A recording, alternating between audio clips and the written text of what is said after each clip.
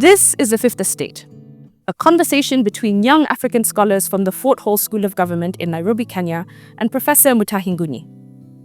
This Sunday, we will take opposition back to school on Politics 101.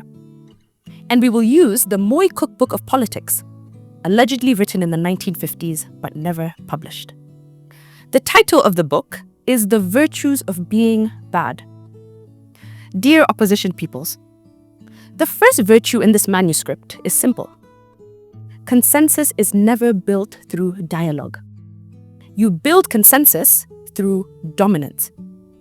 To build opposition consensus, you need an alpha male with libido dominandi. This is a concept coined by Friedrich Hegel in the 1800s. And if translated from German, it means an insatiable appetite to dominate. But here's the problem. If consensus in opposition cannot be built through dialogue, but dominance, which opposition figure has libido dominandi? Kalonzo Musyoka has libido, but no dominandi. He is a pink man who cannot dominate his peers into a consensus. But we could be wrong. What about Rigiji? The man is full of dominandi, but low libido. And this is because he is not attractive. He has zero capacity to seduce, even Kikuyus. And to be fair, the only man in opposition with libido dominandi is Fred Matiang'i. But he is still a young bull with green horns. He cannot reproduce yet. End of discussion.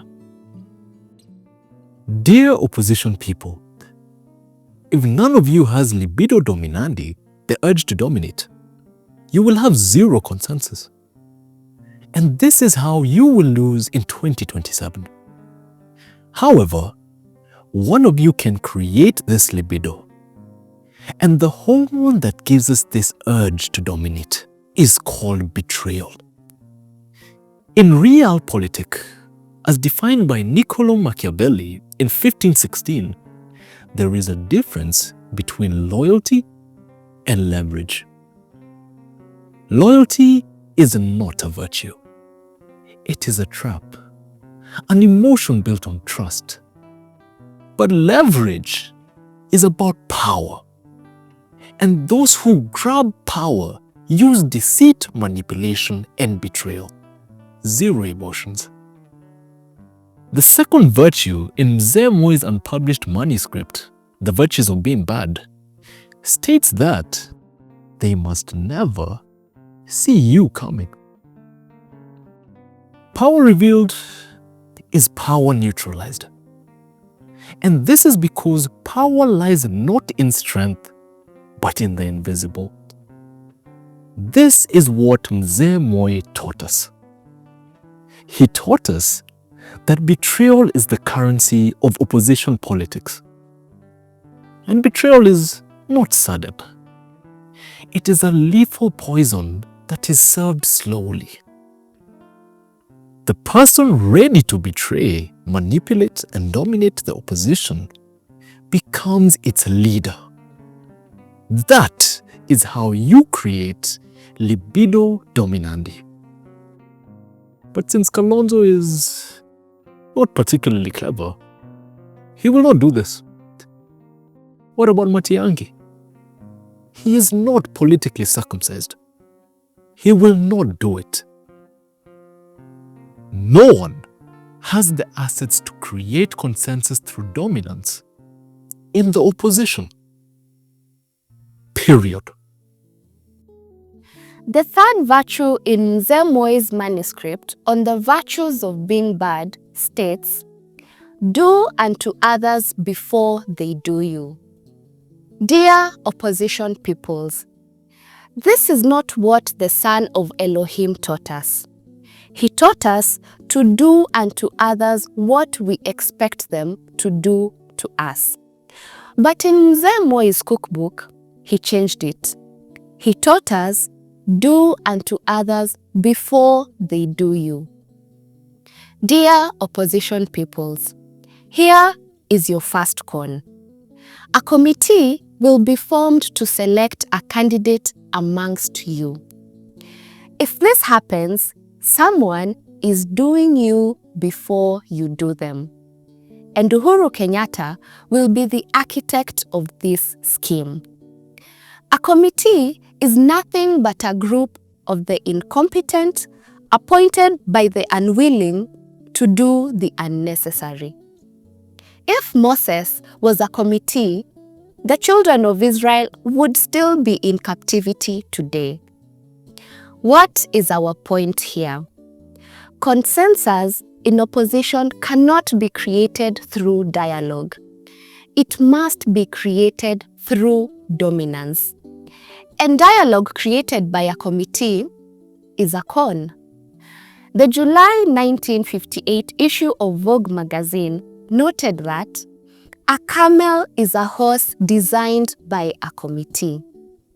The intention to design a horse was good, but the committee misengineered the design. And if we do not have a person with libido dominandi in opposition, what they will give us is a camel, a carrier of burdens, not a horse that can race to 2027. Dear opposition people, the fourth virtue of being bad in the Moi cookbook of politics is this: the best calculation is the absence of calculation. This is according to Pablo Picasso. He discovered that keeping his audience in suspended terror was his best calculation. When he painted pictures and spoke about their inspiration, they never sold. But when he embraced vagueness and allowed his audiences to speculate his inspirations, the paintings sold in the millions. In 2013, Uhuru gave us the impression that he was not interested in the presidency. He even handed it over to Mudavadi in the presence of the Kenyatta family. Then he told us that the devil had inspired him to do so. Uhuru wanted the presidency, but he gave us the impression that he did not. Dear opposition people, they must never see you coming. The best calculation is the absence of calculation. But there is one more thing. If one opposition leader acquires libido dominandi, what happens to the others? Where does Kalonzo take his 2.6 million votes? He will have to negotiate with Ruto. And what happens to Wamnyoro if not selected? Nothing. The man we should watch in Gema is Uhuru Kenyatta. He is creating a candidate for 2032.